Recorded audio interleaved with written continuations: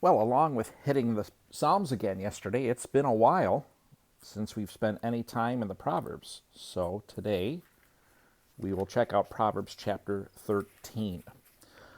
A wise son responds to his father's discipline, but a mocker doesn't listen to rebuke. From the fruit of his mouth, a person will enjoy good things, but treacherous people have an appetite for violence. The one who guards his mouth protects his life. The one who opens his lips invites his own ruin. The slacker craves, yet has nothing, but the diligent is fully satisfied.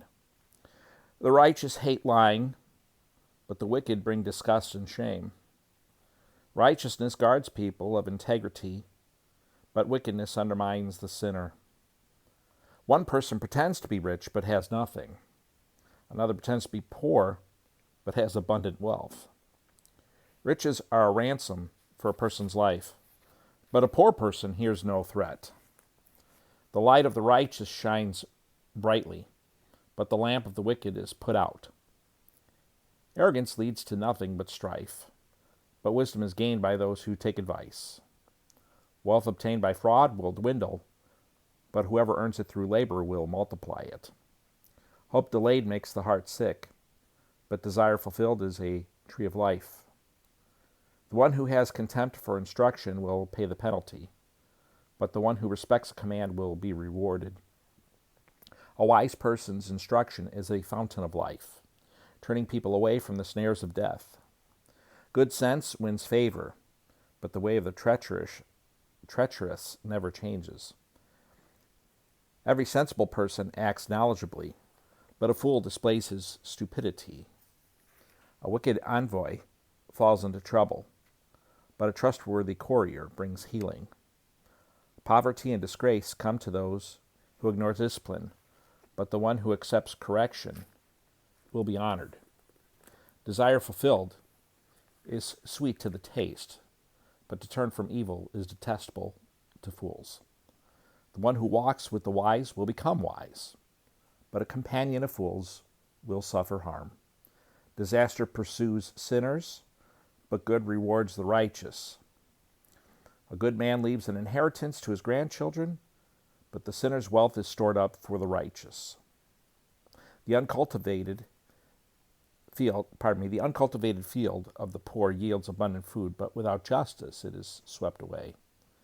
The one who will not use the rod hates his son, but the one who loves him disciplines him diligently.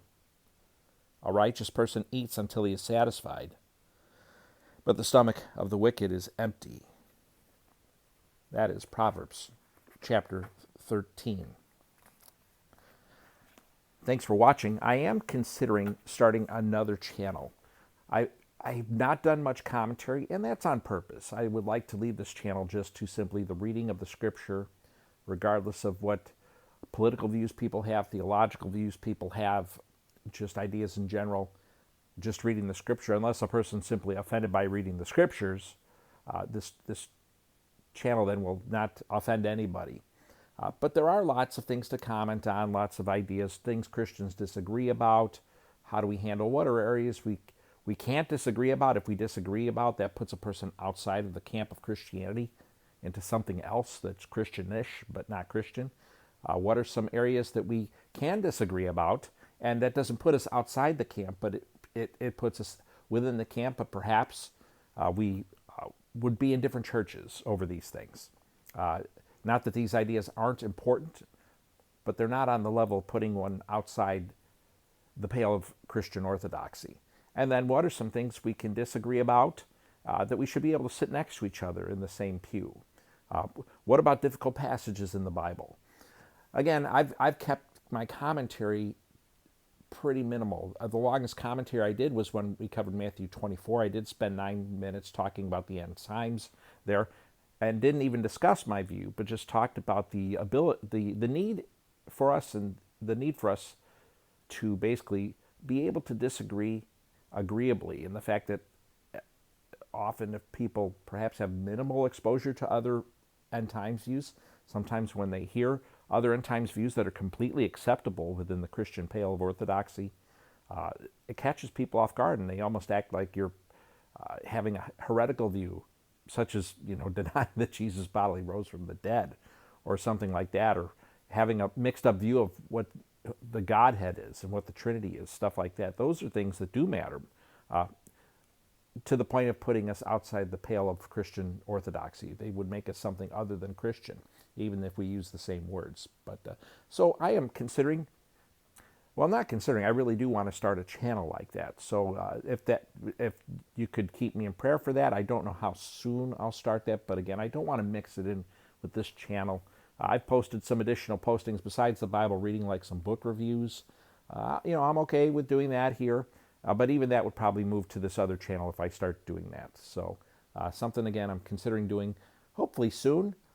It's just a matter of getting myself organized. I've already got a couple different email addresses. I could perhaps use one of those and just build the channel off there, and or maybe create something new. I don't know, but just something I'm thinking about. So consider prayer on that. And if you're a person that actually watches and are interested, I'd love to hear your comment in this channel. If you would put some comments in the box saying you would be interested in that, so that if I do such a thing, I'll put it in the notes or put it in an additional comment. I'll tag it there, so that this channel can just stay simply to the reading of the Word, so that no matter what denomination or background or whatever people come from, even for an atheist or an agnostic that's just checking out the Bible, they can watch this and just stick to the straight reading of the Scripture.